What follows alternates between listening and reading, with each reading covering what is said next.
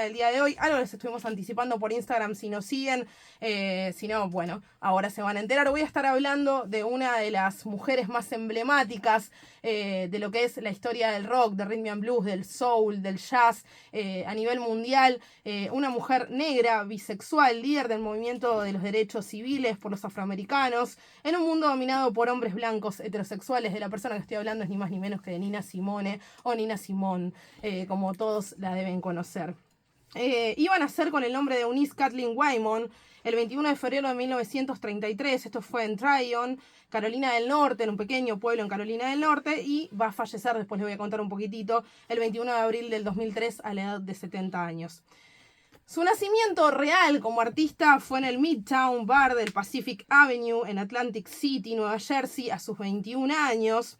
El nombre artístico, este nombre de Nina Simone, iba a nacer de su primera presentación en el escenario de este club nocturno, porque ella hasta ese entonces tocaba en lo que eran pequeños shows, por así decirlo, o en iglesias de la que provenía de su propia estructura social y familiar y también del pueblo del que venía. Y se pone este nombre artístico en realidad para que su madre no se enterara lo que ella estaba haciendo, porque para la madre fue como tremenda toda esta situación. Imagínense cómo mi hija está tocando en un club nocturno, eso es un desastre, no debería ser así. Ella quería ser previamente concertista de piano, ahora les voy a contar un poquito con respecto a esto. Y cuando ella nace, digamos, tocando y haciéndose parte como cantante, como pianista de la música popular, es esa noche en este bar, en Midtown Bar del Pacific Avenue en Atlantic City, a la edad de 21 años.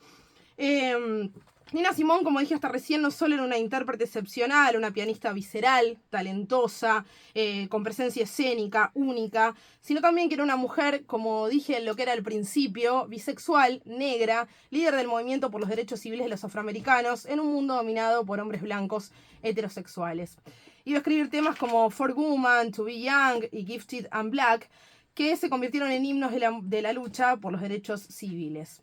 Los orígenes de esta historia en realidad se remontan cuando ella empieza a tocar el piano a la edad de 5 años. La Vela, que en ese momento era la persona para la que laburaba su madre. Por supuesto, siempre estamos hablando en un mundo blanco, donde la segregación era muy fuerte en Estados Unidos todavía. Y esta mujer, en compañía con una profesora de piano, dicen que Nina tenía un gran talento, que en ese momento todavía era llamada como Eunice.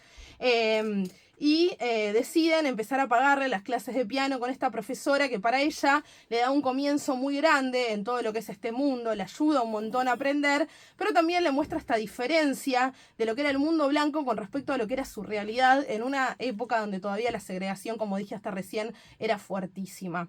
En abril de 1951 ella iba a audicionar para el Curtis Institute of Music de Filadelfia, uno de los conservatorios más prestigiosos de Estados Unidos, y durante un año se había preparado previamente en una escuela muy elitista de Nueva York gracias a una beca, y es rechazada por lo que ella dice es un acto racista y lo mantiene hasta los últimos días de su vida.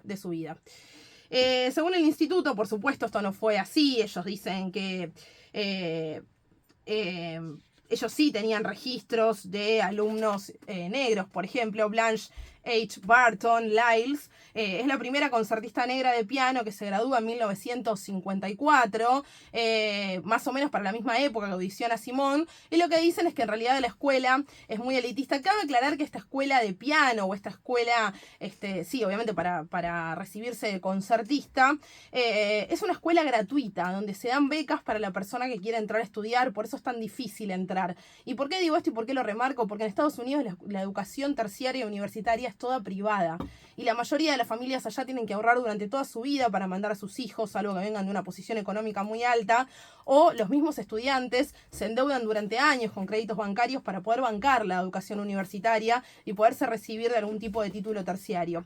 Este lugar tiene esa particularidad que así todo sigue siendo público y gratuito, pero es muy elitista a la hora de entrar y no entran prácticamente ningún alumno por año, entran muy pocos. Iba a cambiar para siempre, por supuesto, la historia y la vida de Nina Simone a partir de todo esto y de sentirse rechazada y de sentir que no le dan ese lugar por ser negra. Mientras tanto sigue tomando clases con Sokolov, que era un profesor modelo de la escuela Curtis, esta escuela de la que hablaba hasta recién, aun cuando su primer álbum de 1958, Little Girl Blue, había sido un éxito y la llevó de gira por toda la costa este. Tras grabar el álbum, estuvo 3 días seguidos tratando de desintoxicarse de lo que era ser una cantante popular, también porque se lo decía a su profesor. Esto claramente no fue posible. Su compromiso artístico y social estaba sellado. Nina Simone había acabado ya con Eunice Waymon. Su primer marido y padre también de su hija, que es la que habla en este documental que hay en Netflix, que si quieren lo pueden buscar y que trata mucho de la historia y mucho de lo que yo estoy contando ahora. Era un tipo súper violento, con el que ella tiene una relación bastante violenta durante toda su estadía. Se iban a divorciar en la década del 70. Y ella en esa época empieza a salir con hombres y mujeres, cosa que se dice bastante poco y que también hay que tener en cuenta la época. En septiembre de 1970 iba a abandonar Estados Unidos, ya alineada con los grupos más radicales que promovían los derechos civiles, como las Panteras Negras o los Stokely Carmichael. Ya habían asesinado, por supuesto, a Luther King y todo estaba bastante áspero. Nina Simone para ese momento ya tocaba. Yo acá hice una columna sobre uno de los festivales que se hizo a la par de Woodstock, que fue un festival todo de música negra para la misma época, cerca de Nueva York. Bueno, Nina Simone era un gran referente de los derechos civiles, es una de las mujeres que aún así ya teniendo un gran éxito va a las marchas que organizaba Luther King y que tenían que ver con toda la cuestión de segregación que estaba muy en boga en la década del 60 en Estados Unidos. Bueno, por todo este motivo un poco ella se va a Barbados. Además tenía quilombos con compañías discográficas, agencias e impuestos. Vuelve en el año 78, medio que se vuelve a ir por el mismo quilombo. Estamos recordando también que era una época para los músicos, para las músicas bastante complicada con respecto a lo que eran los impuestos, y había una persecución muy grande que en los años que hoy vivimos parece súper ajeno, decir que estas personas eran perseguidas por cuestiones de drogas. No es este el caso, pero quiero decir, por cuestiones de impuestos. Digo, sin ir más lejos le pasa a los Rolling Stones, cruzando el charco también. Bueno, era algo que sucedía un montón con el tema de los impuestos, y Nina también se sentía, como decía hasta recién, muy avasallada por su cuestión de su militancia política, por así decirla. Por ende decide irse a Barbados y luego, definitivamente después del 78, lleva adelante un exilio definitivo, a la redundancia.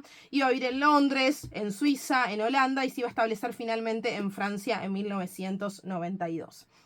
En este año, también en el año 92, saca una autobiografía que se llama como el tema que acabamos de escuchar, I Put Spell on You, y es diagnosticada de bipolaridad. Y algunos dicen esquizofrénica y maníaca depresiva también. Eso depende de lo que lean y depende de donde los busquen. Lo dice así, lo dice que no. Bueno, lo cierto es que en todos lados sí concluyen en que fue diagnosticada como bipolar. Su hija también en el documental cuenta un poco de lo que era su relación tormentosa con su madre, una relación un poco violenta cuando ella era chica. Y te da a entender que esta cuestión de la patología de Nina ya venía de muchísimo antes de que fuera descubierta. Sus últimos años los pasó entre festivales, algo que ella había dicho en los años 60 y 70 que ya no quería ser parte. Bueno, decide en los últimos años de su vida volver a tocar así en pequeños lugares, en festivales y recibir muchísimos premios porque es una de las mujeres más galardonadas y más grosas de lo que ha sido la música afroamericana, el jazz, el blues, el rhythm and blues, el soul.